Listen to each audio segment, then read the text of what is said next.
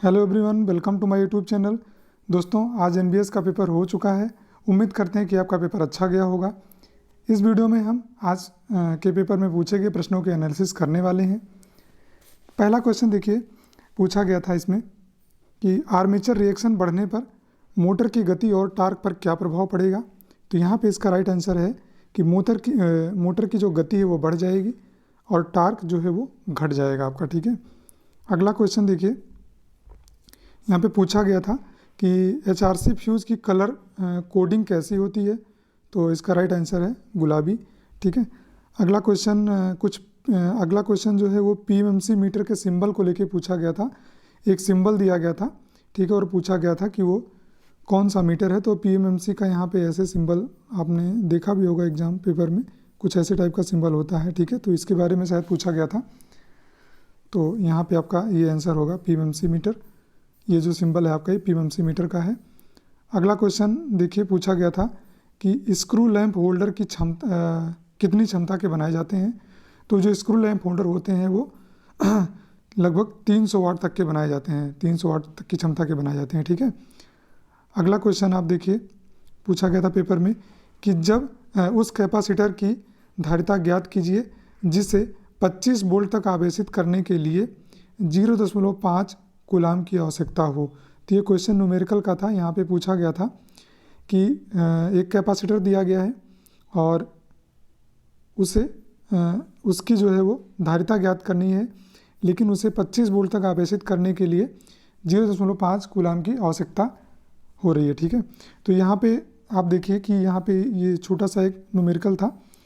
यहाँ पे आपका जो फॉर्मूला लगेगा वो C=Q/V लगेगा। ठीक है, तो यहाँ पे आपका जो Q है वो Q की वैल्यू आप देख सकते हैं 0.5 दी गई है और यहाँ पे V की वैल्यू दी गई है 25 वोल्ट। ठीक है, तो यहाँ पे जब आप इसको डिवाइड करेंगे तो यहाँ पे आपका राइट आंसर आएगा 0.02 फैरेड। ठीक है, तो यहाँ पे इसको सॉल्व कर लीजिएगा। इसका आंसर जो राइट आएगा वो 0.02 फैरेड आएगा।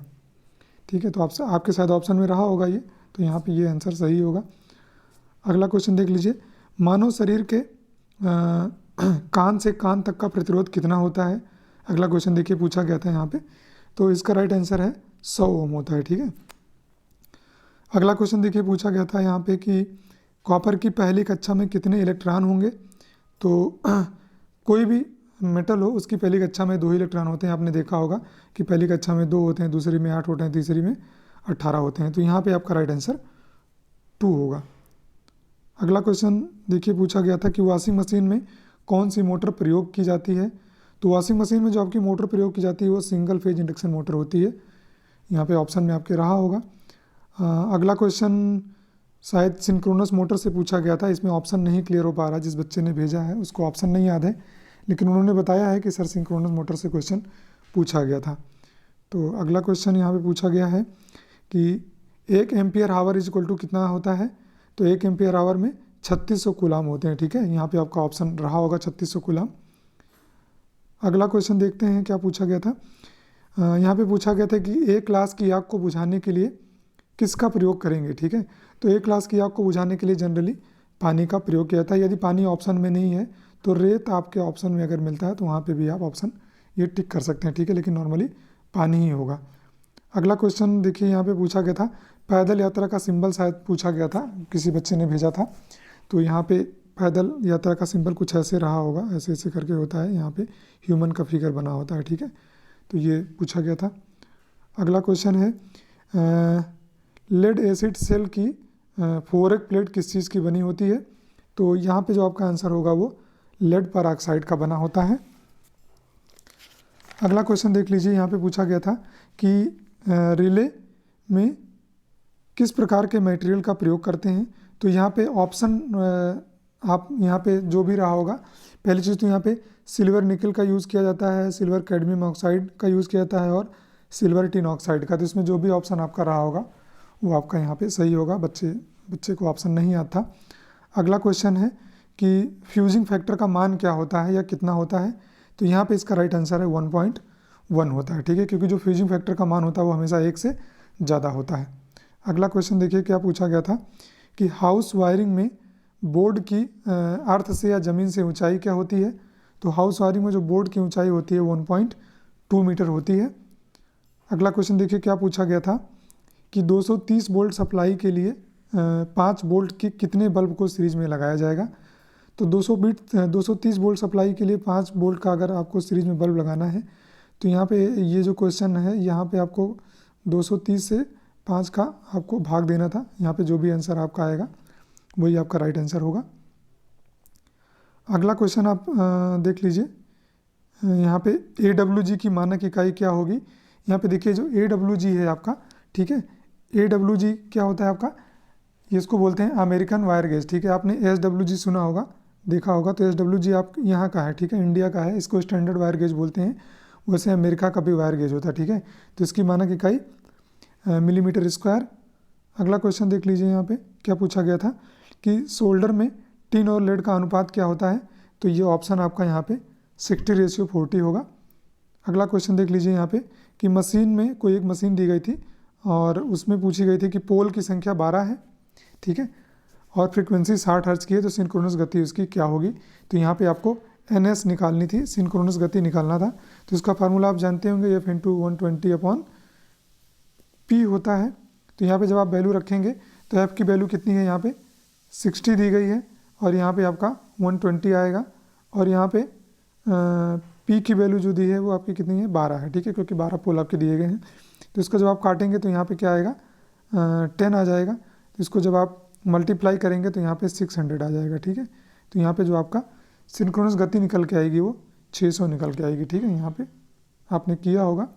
अगला क्वेश्चन है सोल्डर का गलनांक कितने डिग्री सेल्सियस से कम होता है। तो यहाँ पे आपका राइट आंसर होगा 300 डिग्री सेल्सियस।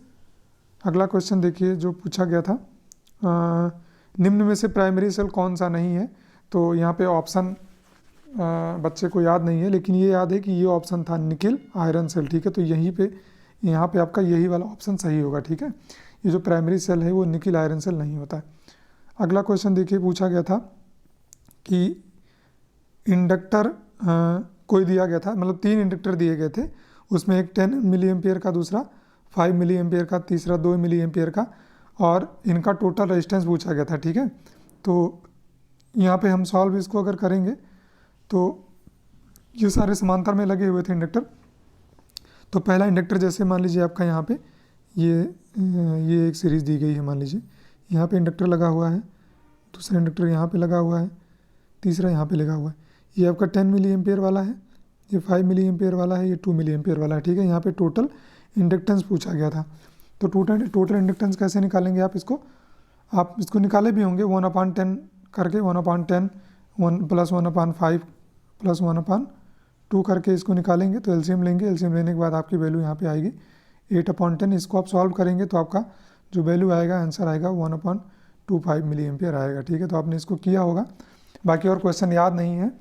क्वेश्चन लगभग ठीक ठाक ही आए थे, कुछ बच्चे बता रहे हैं क्वेश्चन काफ़ी न्यूमेरिकल भी आया था, डिस्क्रिप्टिव टाइप के भी आए थे। तो कुछ का पेपर अच्छा हुआ होगा, कुछ का पेपर अच्छा नहीं भी हुआ होगा, तो उसके लिए आपको परेशान होने की ज़रूरत नहीं है। अगर हम इसके मेरिट की बात करें तो आप जहाँ तक है बच्चों के से मैंने बात किया है कि आपने कितने क्वेश्चन किए हैं, कितने अटैम्प्ट किए हैं, तो लगभग इसकी मेरिट मेरे अनुमान से 80 से 90 के बीच में रहने वाली है। मैं जनरल की बात कर रहा हूँ, बाकी ओबीसी में आप 5 नंबर घटा लीजिएगा, एससी में भी आप लगभग 5 से 7 नंबर घटा लीजिएगा, ठीक है। तो 80 से 90 के आसपास मेरिट इसकी रहने वाली है। बाकी आपको ज़्यादा परेशान होने की ज़रूरत नहीं, क्योंकि एनवीएस में काफ़ी टाइम कम मिला था तैयारी के लिए, तो जिन बच्चों की तैयारी पहले से थी उन्हीं के लिए ये एग्ज़ाम था। बाकी आप लोग परेशान मत होइए, और सारी वैकेंसीज हैं, जैसे JBBNL का अगर आपने फॉर्म भरा होगा तो आप उसकी तैयारी करिए, ठीक है। इधर UPPCL आने वाली है, ठीक है, अच्छी खासी वैकेंसी आने वाली है, UPPCL की आप तैयारी में लग जाइए। इधर बिहार PCL भी आने वाली है, ठीक है, तो उसकी तैयारी में आप लग जाइए। इधर आपका अगले महीने झारखंड इंस्ट्रक्टर का फॉर्म आ ही रहा है, ठीक है, तो उसकी तैयारी आप करिए। और अगर आपने यूपी इंस्ट्रक्टर का फॉर्म भरा होगा तो उसकी तैयारी आप करिए। बहुत सारी वैकेंसियाँ हैं जो आ रही हैं, आगे की वैकेंसी को आप देखिए, ज़्यादा परेशान होने की आपको ज़रूरत नहीं है। बाकी मैं अपने चैनल पे आपको UPPCL के प्रैक्टिस सेट में प्रैक्टिस सेट नहीं, मैं सबसे पहले तो मैं प्रीवियस ईयर के कुछ क्वेश्चन पेपर्स अवेलेबल कराऊँगा, उसके बाद में देखता हूँ प्रैक्टिस सेट भी अवेलेबल कराने की कोशिश में करूँगा। तो कोई दिक्कत वाली बात नहीं है, आप लोग परेशान मत होइए, अपनी तैयारी करते रहिए। हाँ ये है कि पढ़ाई आप छोड़िए मत, बिल्कुल कंटिन्यू, चाहे 2 ही घंटे पढ़िए, 3 घंटे पढ़िए, लेकिन तैयारी बिल्कुल आप कंटिन्यू करते रहिए, आपका सिलेक्शन कहीं ना कहीं होगा। तो मिलते हैं अगली वीडियो में, तब तक के लिए आपका बहुत बहुत धन्यवाद।